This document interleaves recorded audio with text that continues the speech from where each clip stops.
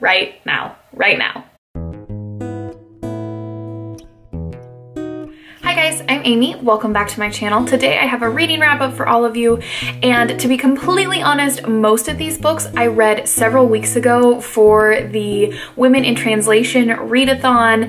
I did really well over the course of the week, finishing 3 out of the 4 books on my TBR, but then one of those books just sort of got drug along in this bit of a reading slump break that I had for the first few weeks in September, but I finally got around to finishing it, and I'm going to do my best to remember as much as I can and my thoughts and such, but I may not be quite as on point as I might usually be as far as wrap-ups because it's been a while.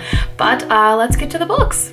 Like I mentioned, most of these, a good chunk of these, 4 out of the 5 of these books, I finished and read for the Women in Translation Readathon, and we will go ahead and start with the one that I liked the least, and for me that was The Book of Happiness by Nina Berberova and translated from the Russian by Marion Schwartz. And this is a book about a woman named, let's see here, Vera, who you see different points in her life in 3 very distinct periods. The first of which is when she is living in Paris, having moved from Russia, and a childhood friend commits suicide in Paris, and she's called to the scene to identify him, and then she looks back on how she got to know him and meet him and what their relationship was like. And then the second phase is in which she is married to her husband, who is an invalid, and he makes her feel very tied down and stuck in her life. And the last bit is after her husband has passed and what she does with her life. And this book was really difficult for me to get through. I really didn't enjoy this one.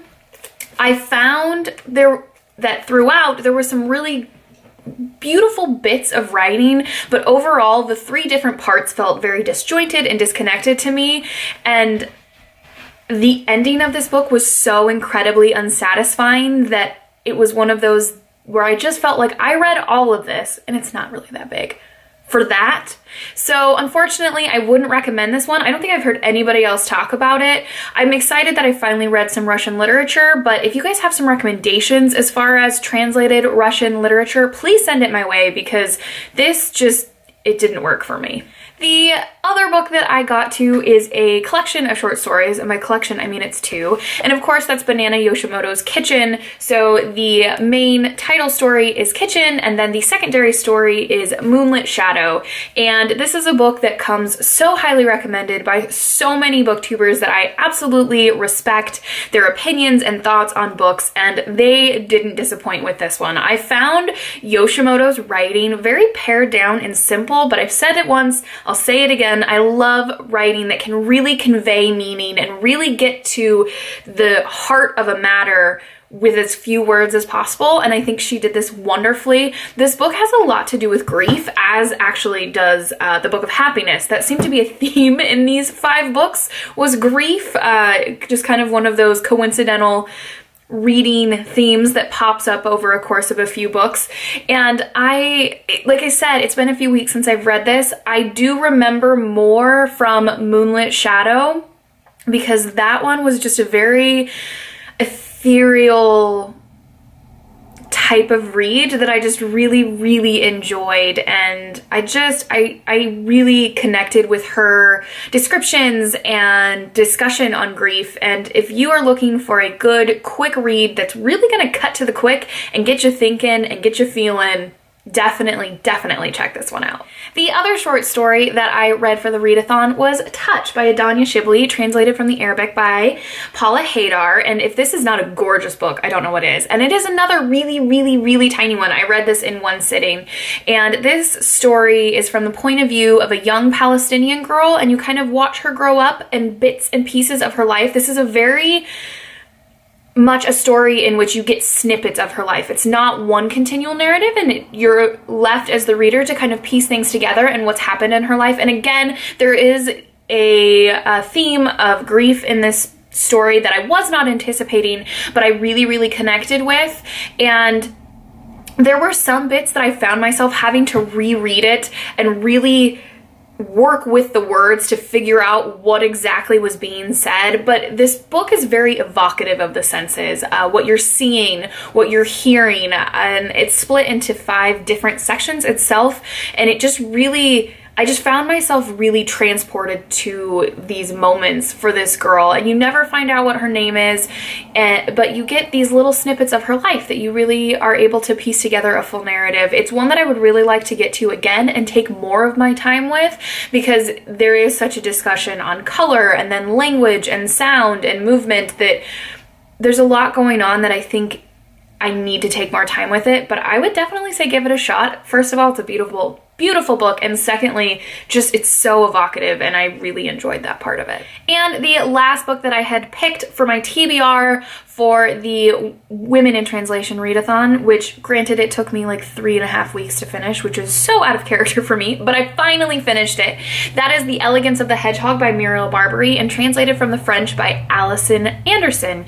This story follows 2 main characters, the first of which is Renee. She's a 54-year-old woman who is a concierge at a bourgeois Parisian apartment, and you find out that she is a very, very intelligent woman and knows a lot about literature and art and film, and she's just very, very incredibly intelligent, and she keeps this hidden from the world, from absolutely everyone. A perfect example of Renee is she has a cat named Leo for Leo Tolstoy because he's one of her favorite authors. And then the other character, you get to hear from her point of view in the epistolary form in her journal and notes, and that is a 12-year-old girl named Paloma, who is also incredibly intelligent and hiding her intelligence and wit and capabilities from her family and the world, and is so disenchanted with life and frankly just like the bullshit that life can be that she has every intention of committing suicide on her 13th birthday. And this is about how these 2 characters come together, and a third character that moves into the upstairs apartment who is a Japanese gentleman named Karkuro? Ozu's his last name. I can't quite remember his first name. And how he really brings these 2 out of their shells. Now, while I was reading this book, I really found myself enjoying it. It is a very philosophical book. Has a language and vocabulary that is very dense. I was literally constantly looking up words because I had no idea what they meant, which at times was enjoyable and at other times frustrating. And while I was reading it, I was like, this is good. There's a lot of big questions being asked about why we live and why we make the choices that we do and how we kind of put this veil over our eyes to give ourselves meaning. But when I walked away from it, I wasn't compelled to pick it up again. And I really didn't know how to reconcile that. Now, I will say that the ending I found to be much, much better than the former part of the story that I found to be almost too slow. It took a really long time for Renee and Paloma's storylines to really start to interconnect and interact with one another, and I wish that would have happened sooner. I think the story would have been better for it. It drug on a little there for a while, but I did really, really love the ending, but the latter half of this book, but the ending was a gut punch that I was not anticipating, that resulted in tears and running mascara, and I still don't know what I think about it yet, guys. I really love some parts of this book, and really at other times I'm just like, meh. So if you have read this book, please let's chat about it, because I have some things I need to work through in my brain, and I know you guys would, as always, be helpful helping me figure out what exactly I think of this story. And the last book that I have to share with you is one of my favorite books of all time. This was a reread for me. This was the second time in which I read the story. And this was a buddy read with Matthew at Matthew Sharapa, who also absolutely adores this book. And when I say buddy read, it was more just Matthew and I snapping each other and gushing about how amazing we think this book is. Not are, how amazing we think this book is, how the characters are incredible, and how this author just really has this understanding of this period of time and just creates these characters that are just so sound and incredible. Let's talk about the book directly though. That is North and South by Elizabeth Gaskell. In this story, you follow Margaret, whose father has been part of the clergy his entire life, but then has an episode of consciousness and can't, with good consciousness, continue to be in the clergy. And so they move up north from southern England to a town called Milton, which is an industry town and a milling town, and it's dirty and has a lot of poverty. But in going to this town, they come into contact with a man named John Thornton, who is a manufacturer, one of the wealthy in this area, a self-made man. And this is about Margaret and John's interactions and their attempts to understand one another that initially goes very, very badly. I absolutely adore this book. This book has major themes on the discussion of class and what it means to be of the different classes and how they interact, of what it means to be a gentleman versus, oh, shocker, a merchant. And I adored this book so much more than when I read it the first time, and I loved it then too. I just think that the development that happens within Margaret as a character is unlike I've ever read in any other book. I really can't recommend this book enough. Like I said, Matthew and I just mostly gushed and raved about how much we love this book and these characters. And I will say, quoting Matthew, Gaskell is not kind to Margaret. She throws a lot her way, and it is just, you have to read this book. You have to read it.